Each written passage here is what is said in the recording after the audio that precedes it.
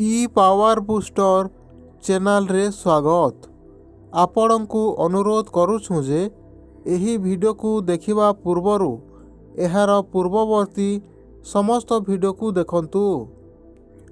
ଏଠାରେ ଆମେ future progressive ଟେନ୍ସକୁ କିପରି ବ୍ୟବହାର କରିବା ସେ ବିଷୟରେ ଆଲୋଚନା କରିବା। ଫ୍ୟୁଚର ପ୍ରୋଗ୍ରେସିଭ୍ ଟେନ୍ସକୁ ଆଗରୁ ଆମେ ମନେ ରଖିଛୁ। ଫ୍ୟୁଚର ପ୍ରୋଗ୍ରେସିଭ୍ ଟେନ୍ସରେ 6ଟି ବାକ୍ୟ ଅଛି। ସେହି ବାକ୍ୟଗୁଡ଼ିକ ହେଲା ମୁଁ ଖାଉଥିବି, ଆଇ ଶ୍ୟାଲ୍ ବି ଇଟିଂ। ଆମ୍ଭେମାନେ ଖାଉଥିବୁ, ୱି ଶ୍ୟାଲ୍ ବି ଇଟିଂ। ତୁମେ ଖାଉଥିବ, ୟୁ ୱିଲ୍ ବି ଇଟିଂ। ତୁମ୍ଭେମାନେ ଖାଉଥିବ, ୟୁ ୱିଲ୍ ବି ଇଟିଂ। ସେ ଖାଉଥିବ, ହି ୱିଲ୍ ବି ଇଟିଂ। ସେମାନେ ଖାଉଥିବେ, ଦେ ୱିଲ୍ ବି ଇଟିଂ। ଏଠାରେ ଇଟ୍ ଭାର୍ବର ବ୍ୟବହାର କରାଯାଇଛି। ସେହିପରି ରାଇଟ୍ ଅର୍ଥ ଲେଖିବା ଭାର୍ବକୁ ବ୍ୟବହାର କରି କହିପାରିବା ମୁଁ ଲେଖୁଥିବି, ଆଇ ଶ୍ୟାଲ୍ ବି ରାଇଟିଂ। ଆମ୍ଭେମାନେ ଲେଖୁଥିବୁ, ୱି ଶ୍ୟାଲ୍ ବି ରାଇଟିଂ। ତୁମେ ଲେଖୁଥିବ, ୟୁ ୱିଲ୍ ବି ରାଇଟିଂ। ତୁମ୍ଭେମାନେ ଲେଖୁଥିବ, ୟୁ ୱିଲ୍ ବି ରାଇଟିଂ। ସେ ଲେଖୁଥିବ, ହି ୱିଲ୍ ବି ରାଇଟିଂ। ସେମାନେ ଲେଖୁଥିବେ, ଦେ ୱିଲ୍ ବି ରାଇଟିଂ। ଠିକ୍ ସେହିପରି ଯେକୌଣସି ଗୋଟିଏ ଭାର୍ବକୁ ବ୍ୟବହାର କରି କହିପାରିବା ମୁଁ ଦେଖୁଥିବି, ଆଇ ଶ୍ୟାଲ୍ ବି ୱାଚିଂ। ଆମ୍ଭେମାନେ ଦେଖୁଥିବୁ, ୱି ଶ୍ୟାଲ୍ ବି ୱାଚିଂ। ତୁମେ ଦେଖୁଥିବ, ୟୁ ୱିଲ୍ ବି ୱାଚିଂ। ତୁମ୍ଭେମାନେ ଦେଖୁଥିବ, ୟୁ ୱିଲ୍ ବି ୱାଚିଂ। ସେ ଦେଖୁଥିବ, ହି ୱିଲ୍ ବି ୱାଚିଂ। ସେମାନେ ଦେଖୁଥିବେ, ଦେ ୱିଲ୍ ବି ୱାଚିଂ। ଏହି ବାକ୍ୟଗୁଡ଼ିକ ସହିତ ନଟ୍ର ବ୍ୟବହାର କରିବା। ମୁଁ ଖାଉନଥିବି, I shall not be eating. ଆମ୍ଭେମାନେ ଖାଉନଥିବୁ, we shall not be eating. ତୁମେ ଖାଉନଥିବ, you will not be eating. ତୁମ୍ଭେମାନେ ଖାଉନଥିବ, you will not be eating. ସେ ଖାଉନଥିବ, he will not be eating. ସେମାନେ ଖାଉନଥିବେ, they will not be eating. ମୁଁ ଲେଖୁନଥିବି, I shall not be writing. ଆମ୍ଭେମାନେ ଲେଖୁନଥିବୁ, we shall not be writing. ତୁମେ ଲେଖୁନଥିବ, you will not be writing. ତୁମ୍ଭେମାନେ ଲେଖୁନଥିବ, you will not be writing. ସେ ଲେଖୁନଥିବ, he will not be writing. ସେମାନେ ଲେଖୁନଥିବେ, they will not be writing. ମୁଁ ଦେଖୁନଥିବି, I shall not be watching. ଆମ୍ଭେମାନେ ଦେଖୁନଥିବୁ, we shall not be watching. ତୁମେ ଦେଖୁନଥିବ, you will not be watching. ତୁମ୍ଭେମାନେ ଦେଖୁନଥିବ, you will not be watching. ସେ ଦେଖୁନଥିବ, he will not be watching. ସେମାନେ ଦେଖୁନଥିବେ, they will not be watching.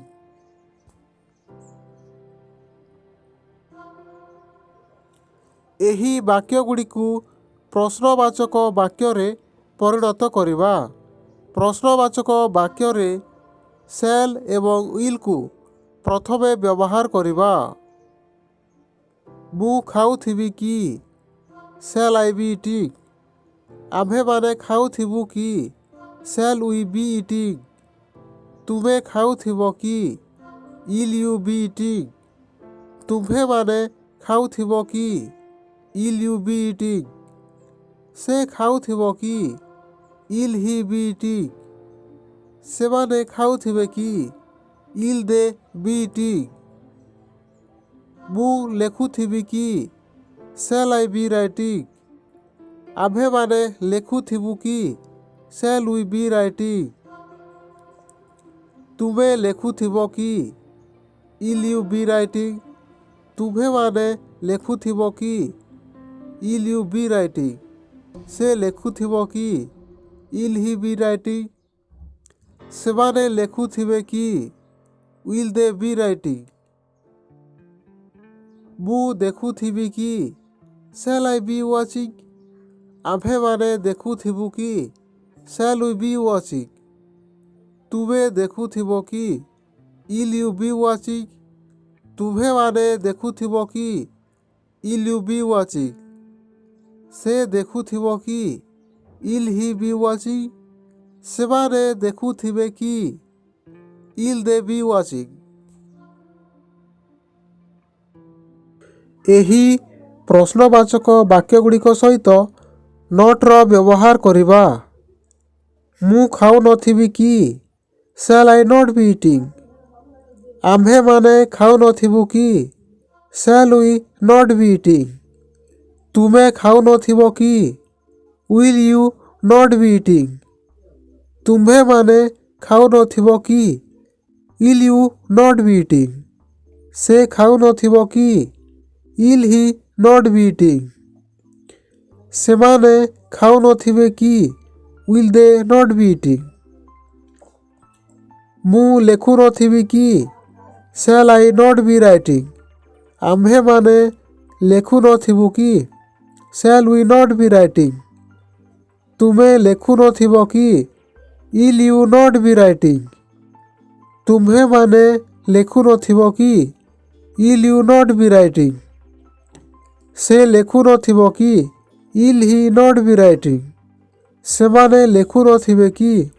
Will they not be writing?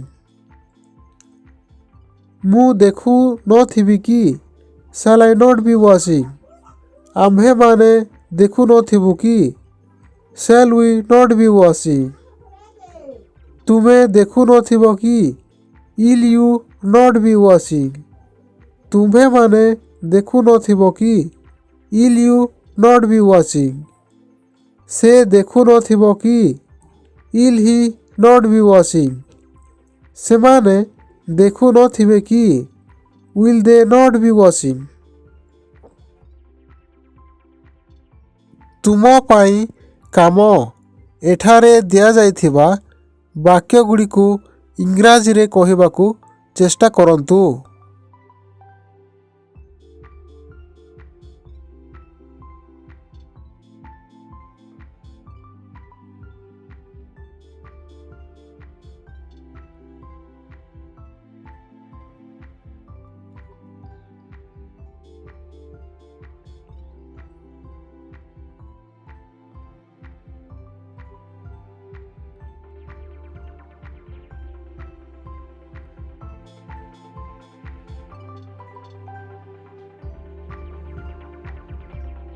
ଆସନ୍ତୁ ଦେଖା ହେବା ଆଉ ଗୋଟେ ଭିଡ଼ିଓରେ। Thank you.